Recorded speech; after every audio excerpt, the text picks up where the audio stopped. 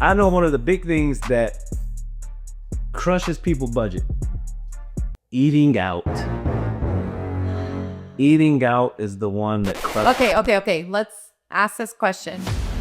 If you guys had one unlimited luxury that you could have for the rest of your life, like you had endless amounts of money for just one thing, one service, one thing for the rest of your life, your answer would be? I don't know. If you could have one service your whole life for free. Clean the house? I don't know. He's alive. What is it? That's not what he would have picked. Well, what is it? Think about it. I don't know. I don't He know. would pick a chef. All right, guys, here we go. Another episode of Matrimony and Money. And guess who's back? She's back. Did a couple episodes solo. Wanted to do something for the men. They were so good. And ladies, if you listen to this, send it to your husband. 2 episodes, 4 men, by a They man. were so good. So, guys, today I'm going to talk about the one money lie that couples believe that keeps them broke. Right? We're going to talk about that today. We're going to dive into it. But I think we should, reminisce a little bit, go down memory lane, because I think a lot of people look at sort of where couples are when they meet them. Some people meeting us now lately, that I just hear about sort of the stories, they're entrepreneurs, business owners, they paid off $203,000 in 27 months, but that's not how we started. So let's give a little story about how we used to grocery shop, right? When we used to go to the store, because we had a budget, it was cash, and the grocery store was kind of stressful because we would go around everything that we put into the cart. Yes, we're still shopping at Publix. We're shopping as a pleasure. That's what made it harder. So He wouldn't do Walmart meats or you're bougie. hey, He was bougie on a budget. listen, if you're ever looking for a great grocery store, Publix is the place. So, but we Had great service. we'll go to the grocery store and literally we would put something in the cart. Christina's calculating on the calculator to the sale down to the penny because we know exactly how much we had to spend.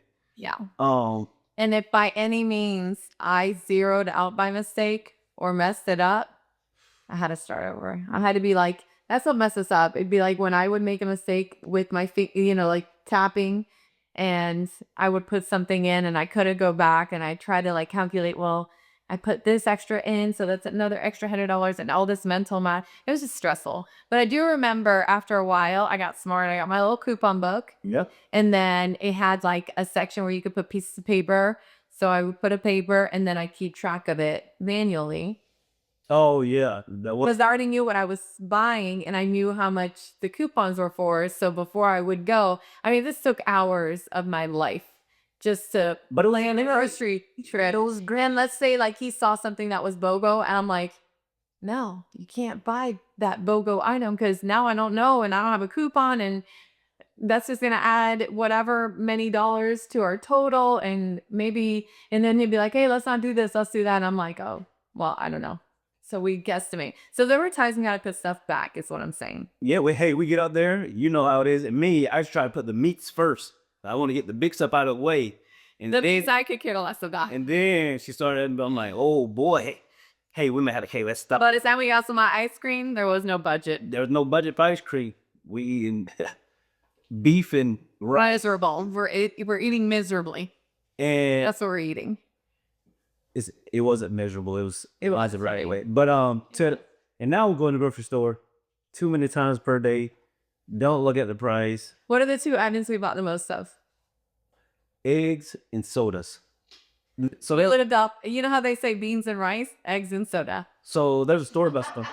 So when we used to coupon, we were really into coupon. Oh my We god. treated like we would coupon. They'll flavor people thing. I can't remember. Oh, I do. Coupon books. Christina used to spend time on the internet trying to pawn key, got to print them off and blah blah blah. My sister-in-law actually became like a couponing queen. And that's when I had to say coupon. coupon. Coupons. So shout out to all people that really coupon, because it is it's a thing. But anyways, Good job. someone gave us these coupons for like Coke products, Free 12-pack. free 12-pack. Fun. But then you have to buy one, then you got one free or something. I don't know. It was a free 12-pack. So it was a free 12-pack, and then someone also gave us a coupon for eggs. Eggland's Best. Free dozen. Eggland's Best, right? Free dozen. Now, my wife, being the rule follower that she is, because we go to the same Publix, before she I started, would make copies of these coupons. yes, before she So started, they never had an expiration on only those two. There was no expiration. before she started using them, she went to the manager because we know him, and she was like, "Are these coupons real?" 17 Yeah. So she was like, cases of something in 2,000 eggs, and then go up there and try to use all my coupons and be rejected in front of everybody. No, that wouldn't happen. so she went and asked them, "Are these coupons real?" They looked at them, blah blah blah. Yes, they're real. You can I use them. copied them. I printed extras out. They don't have an expiration. So many times they said, yeah, they're legit. We probably use those coupons for a year, probably for a year. It was a year. Probably for a year. I mean, so you could imagine that you can get free eggs and free sodas. Our fridge wasn't the biggest, so we took what we could. We As said- the soda, We used to, how I have not died of some illness yet, I have no idea. we used to kill it. We Kill it. Breakfast, lunch, dinner, lunch, and dinner. worst case We're scenario. just trying to fill our belly. Worst case scenario that I have 6 boiled eggs and 2 sodas for dinner. Yeah. But then eventually, you know, And then we're getting into the health industry at this time too. and then again, like some people are anti-couponers. I didn't know that because people People get mad. get pissed off and get behind you because they're not at and wait for you to do all the couponing. We used to even have the manager walk us out because like the jealousy, like what they got all those sodas and all that. Never once until the final moment a year later when I went up and I'm like, hey, just making sure, but like we don't take them anymore. Yep. They won't refund us, the company. So these Pepsi companies, soda companies were It refunding. was Coca-Cola. We're refunding our. I mean, it might cost us hundreds of thousands of medical bills later. Yay. But Oh, we had our protein and our carbs for sure.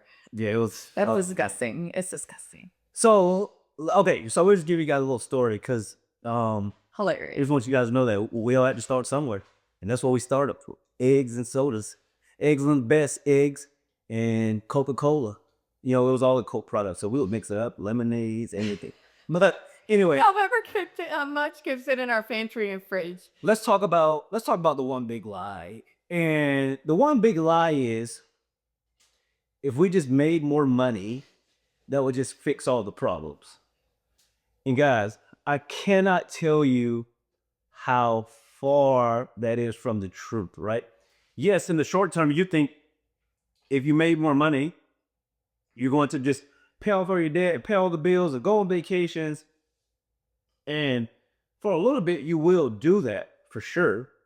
But the issue is that really doesn't, most people don't just come across a windfall of money. Some do. But you have to start building the habits so that when you had more money, you'll be able to handle, right? You have to be a good steward of your money. So, you know, I think that's the biggest lie, right? That if you make more money, everything's going to get better. So if you're at that stage now where you want to make more money, you had debt, you had stuff you want to pay off, you had things you want to do, I challenge you guys to really sit down and create a budget, right? A zero-based budget. It'll be What does that mean? Zero-based budget, you might ask? Okay, so a zero-based budget is, let's just say I'm going to make numbers up. Let's say each month you're going to bring $5,000 home, right? You're going to bring $5,000 home. So that is going to be the top line numbers, $5,000. Then you can put it in your little Excel sheet or you put it on your pencil and paper, however you want to do it. And now you start listing out all of your expenses, right? And you want to make sure that your income equals the outgoing, right? So let's say you're going to have a mortgage, you're going to have, hopefully you don't have a car payment, or you're going to have groceries and all of this stuff. You want it to equal $0. Now here's the thing. even if you have excess, you still want to make sure you know where that money is going. So a zero-based budget is really key, because here's the thing. If your money doesn't have a plan, it's just gonna go. Because I cannot emphasize this enough, guys. I thought you were going to say like a cool low, like motto. No. Our money doesn't have a plan, like a pusher. No, if your money doesn't have a plan, it's just gonna end up everywhere. There's no. It's just gone. It's just gone. That's the puncher. Yeah. It's gone. Bam. But here's the thing, because I know, again, I think I talked about this last week. There's a reason that most people, they start off, most time you start off when you're younger, you make less money. As you get older, your income sort of goes up a little bit, whether that's through, you become better at your job, you get better jobs. But the thing that doesn't change, this is why some people live this way their entire lives, they always spend every single dollar that they make, right? And again, whether you're single, spouse, you have to know your money personality so that you can start setting things up for you to be free from this eventually one day, right? Because if not, you're going to make, while you're making $40,000, you're going to be stressed. When you make $100,000, you're going to be stressed. Because the habits don't change. Correct. The habits, because there's always going to be more stuff. I would know. She would know. There's always going to be more, right? Right. There's going to be. But I've always been wise. I know we joke about that, but I am wise. Yeah. I'm just saying, there's always going to be more. There's always going to be more clothes, more vacation. No, there's sales. More bills, more sales. Once in a lifetime sale. You have the once in a lifetime sales. That will never come back. I'm telling you. You don't believe me. It's true. So what are you going to do with that? Yeah, what are you going to do? I challenge you to. Don't. And what's crazy about the budget is also you have to plan for worst case scenario. Like if your water bill, was $100 less this month or $50 less, you still base it off the most expensive it's ever been. So I used to always base everything off like the most gas that we'll spend, the most on electricity we'll spend. And I used to put the worst case scenario. And if there was anything left over, we'd either dump it into our bills or extra spending money or entertainment budget. But that's how we did it. So that or your debt. No, that's what I'm saying. Yeah. Bills, debt. Yep. So that by the end, you're not getting like what happened to us the first time.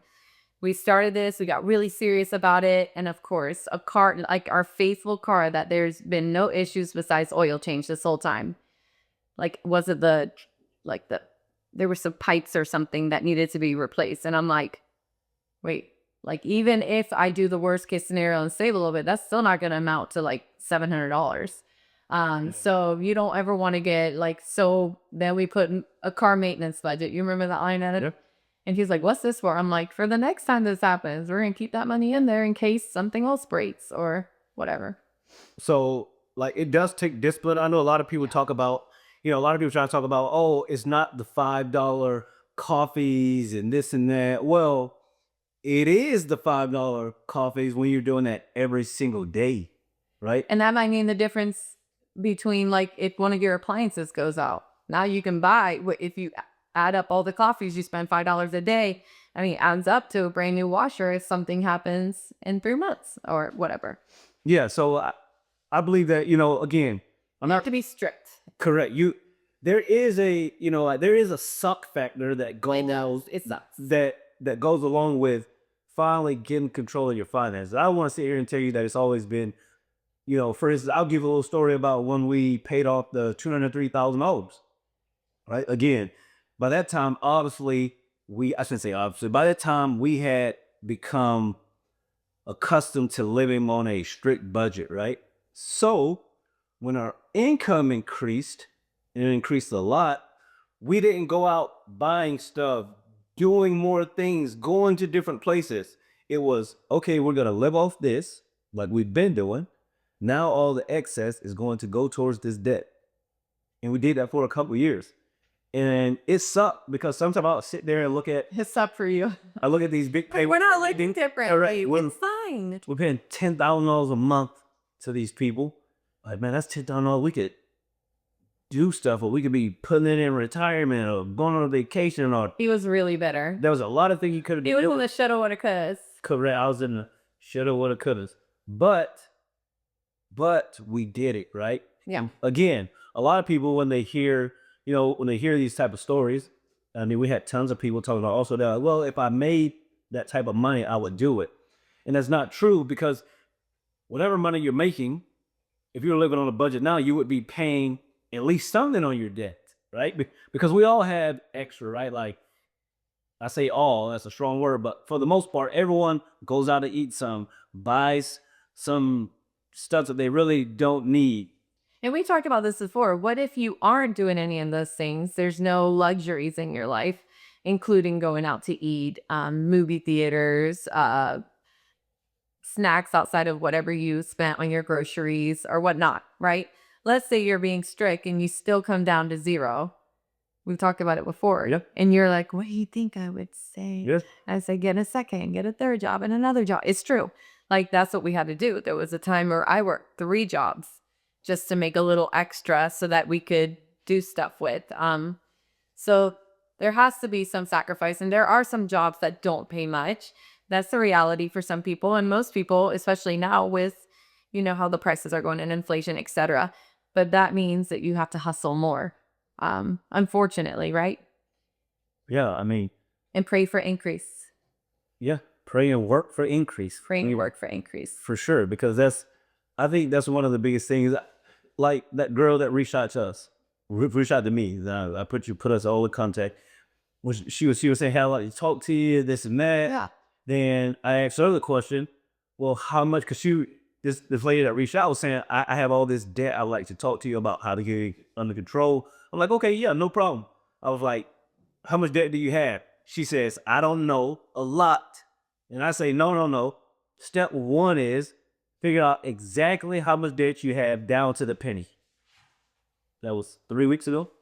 Yeah, I'll be honest, I probably wouldn't have known either. Like, I didn't know down to the penny. I would have had to call Olivia Cedar. It would take time. It wouldn't take time to figure it all out. And that's probably what she's doing right now, is trying to figure it all out. But 3 weeks? yeah, I ain't got time. I got kids. I got to go shopping. No. You don't have any money to shop. Yes, I do. For now, I do until I find out how much debt I have. Then when I figure it out, then I'll do the math. But for now, ignorance is bliss. So I'm going to do a little a day. I'm going to find out how much student loan debt I have, then credit card debt, then any other random credit cards I might have opened. Is it true? What if you just spend balling on a budget your whole life? Well, You yeah. have a lot of research to do. Yeah. I ain't judging. I'm not judging, but it's not going to fix it. The problem not going to. No, I know we're eventually going to get to it, but if I just need to live in denial for a little bit and until, How about longer? How much longer? I don't know. Okay. You can't put a time limit Okay. on denial, especially in the summer. Listen, let me just get over the summer, and when the school year starts, I can refocus. That's not how it works. It's not how it works. I'm taking you through the mental steps. There's going to be another summer. It is mind-boggling when you start saying, "Oh my God, Yeah, you know that." Like, it's so overwhelming. For me, it was. It was just like a slow death. A slow death. It's a slow. Then you're like, okay, this is it. No, but we have more. It's a slow death to get your finances in order. Yes, First world problems. It's not a slow death it is. to get your finances. Because it is a surprise. It's like, I forgot we spent that much on my wedding ring. Oh, I forgot I bought my dress from this designer. Like, I'm just giving real world examples. That didn't happen to us. We didn't have those kind. Ours was pretty much only student loan. But, I mean, if you live like some of the people that we've met with, the sky's the limit. People take lavish vacations and trips without money, just on credit. So you're like, oh, I forgot we went to New York and spent $20,000. And we're like, oh, okay, let's add that to the total. I mean, it happens quick. You know what I'm saying? It does. No, it does. And It's mind-boggling sometimes. and I believe that, like, it's funny you would say that, like, It's depressing. about a New York trip, like the big trips, but a lot of times it's the Little things. it's the small to medium size thing that add up consistently. And I know, Which is a lot of little things. Like, which takes time to figure out. listening to this, if you listen to this, I know one of the big things that crushes people's budget: eating out. Eating out is the one that crushes. Okay. Let's ask this question. If you guys had one unlimited luxury that you could have for the rest of your life, like you had endless amounts of money for just one thing, one service, one thing for the rest of your life, your answer would be? I don't know. If you could have one service your whole life, somebody do something like you just for free. Clean the house? I don't know. He's a liar. What is it? That's not what he would have picked. Well, what is it? Think about it. I don't know. I don't He know. would pick a chef. Oh, see, I went. Oh, yeah. One thing. Yes. Oh, One service. One when you said somebody do that for you or the rest of your life. yeah. Like one Oh. luxury you can spend all your no, but oh yeah, for sure. If I But that's why. It's because it's the one thing. Like if I had somebody, you know how fit I would be if I had a personal chef and I'm like, listen, I just want to eat paleo, but make it all good. Like I was a chef. I mean, I'd be like, Lord, city tree, so I have a personal chef that yes. cooks. I think That would be your only luxury. You wouldn't spend up any more money that's all. on anything else. I think cooking is for poor people. For poor. We're super poor. It is for poor people. I put 15 times a day. But it just takes up so much time, and you got to think about it. Bro, Is it because you got exposed to like people with money early on and they all have personal chefs? Nobody has that. if I got a personal chef, man, oh my. Now, you're a personal chef, and the way we're spending money on food right now, Well, it might add up. Just Oh. hit us up. We need to do the numbers because if it adds up, it adds up. oh But it's the one. This is why, because it's the one thing people don't want to have to do. yeah. I would argue that yes, cleaning. I'd rather clean than have to figure out a meal for every single person that everybody's gonna love and be creative every single night of my life, especially when you have children. Yeah. And then that's healthy. And that, as much as we know now, being in the industry for so long, Coke ain't gonna cut it. No, yeah. Eggs would still cut it, but Coke's not gonna cut it. No, for sure. And I think that the eating out is one of the things that's the hardest to cut because everyone, quote unquote, everyone sort of does it, right? It's a social thing. It's This so that. fun. And Somebody serve you, then bless them. I'm So much. I'm cleaning up my nutrition right now, blah, blah, blah. And some friends were here the other night and they're like, oh, we should go out to eat to this restaurant. And normally we just jump and go, but I'm locked in. Like I'm locked into my plan. I'm like this. And I can see it halfway out the door. And they're like, I was like, well, I'm not going. I don't care if you're I'm like, oh, okay. like, I'm not going. Okay. So, Bye. and everyone was shocked. Christina, I'm like, he's king. full transparency, Christina get upset at me like, well, I guess you've spoken. So Oh, so you still love us? You don't want to be how about this? I was like, how did say You don't want to share a meal? at home? The Last Supper? Like, what is this? So the eating out is definitely a big one. Okay, biblically, eating together was a thing. Yeah, we eat at home. The groceries I got from Publix. So we eat at home. So guys, listen, like if you listen to this, seriously, look at your eating out, right? Don't be afraid of it. Look at That's the one I'm afraid of. because that's the one that'll But I'm supporting local businesses. You're welcome. And your food is fantastic. yeah, supporting the local business. Yes, me and my children. There's one way to look at it. Yeah. Guys, We make money too. let's talk about some ways to fix this, right? The first one is you need to track every single dollar that you spend for 30 days. No judgment. Track every single dollar, right? Like you can get an app to do it. You can do it manually, but you need to track every single dollar that you spend because when you do that, you just go again. Don't try to change anything. Naturally, you're gonna sort of change it a little bit because you're gonna say, "Well, I don't want to put that down." But like tracking your finances for 30 days strictly really goes a long way because it's very eye opening, right? It's very eye opening.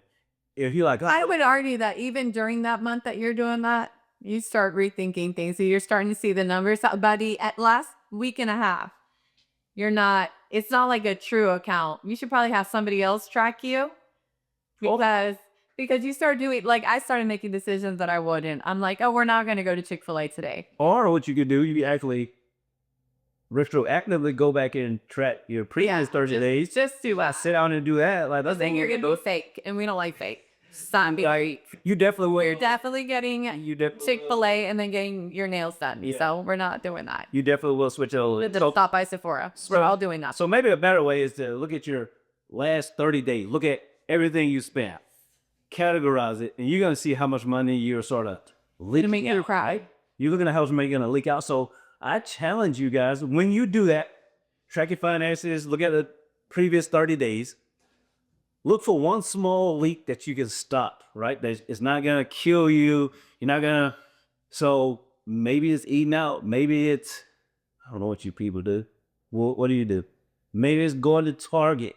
Maybe you say, a leak. Judgy much? Jumpy said, I get everything. I get your deodorant and body wash from there. I'm just saying, maybe you don't. Stink all you want. I don't care. Maybe you don't go to Target. Close to me then. Right? Look at one little leak, because again, tell the truth. Like when you really sell and do a budget, a lot of times people they should have more money left over than they're really having, right? I mean, we were helping someone and they were like, "Pop, so, we did the whole zero-based budget and they had about a couple $1,000s left over per month," and they were blown away. Mm-hmm. And they were basically flushing it all down the toilet, eating out and just doing whatever they wanted. That happened to us too. Yeah. I mean, with as little as we made. So we were shocked to see how much we were spending. So when you have that zero-based budget, it really is an eye-opener, because you see that, so I can really do this. And again, once you get into the groove of things, it's just going to make everything. Then you set your boundaries and you set your rules. Okay, we're only going to go out twice a week. Once for lunch, we can do that. And then twice per week? We did that. We personally did that. Me and you did that. Twice per month or twice per week? We went out to eat twice per week. We would have one lunch at like a Chick-fil-A or whatever, or a Chipotle. We were allotting ourselves in our budget. Okay. One lunch a week and one dinner a week as a family. That seems like a lot. Seems like a lot. We were also running a gym and working our butts off. There's the excuses, guy. There you go. Well, look, we deserved it. We were working hard. Well, I'm just saying. What into America? I was cooking every other meal. Breakfast, lunch, and dinner. You should be cooking. Sorry, then I don't get punched on air, because I literally will do something. Anyway. So yeah, guys. So here's the here's the 3 easy fixes. 1, track your finances. Look at your previous 30 days. Right. Once you do that, 2, figure out one sort of leak that you can stop. Right. That's good. Like whatever the thing is, figure it out. Look at your budget. Say, give me coffee every morning. Yep. Cut it out. Make your own. Correct. And then 3, if you're single, talk to a friend. If you're married, you guys set a win for the week, right? Set one thing that you want to be about. Hey, I don't want to spend more than, X amount of money this week, right? Whatever it is. I want, hold me accountable. I don't buy coffee this week. Whatever it is. That's good. You guys set a win together so that you start getting some wins. That's the reason I like the debt snowball. We're not going to dive into that. That's the reason I like the debt snowball, the way it rolls. It sort of just gives you more motivation as you pay out more debt, and it sort of get like a game, sort of gamified. The next day, you're crushing it. Same thing with the same thing with not spending every dime that you get, right? Like a lot of people just say, "Oh, just like make more money, this and that." Like, yes, that you definitely want to increase your income, that type of thing. I'm all about making more money. I love to make more money. I love to make a lot of money. But before you get to that point, you have to figure out how to live on what you make, right? And I think that's an underutilized thing that's going on now, because everyone's just like more and more and more, because you could spend more time with your family if you didn't have to make as much money, right? Like really think about that, right? If it only costs us, I'm just making numbers up, if it only costs us $3,000 a month to live, well, I really don't need $30,000 a month. It'll be nice, but I don't necessarily need it, right?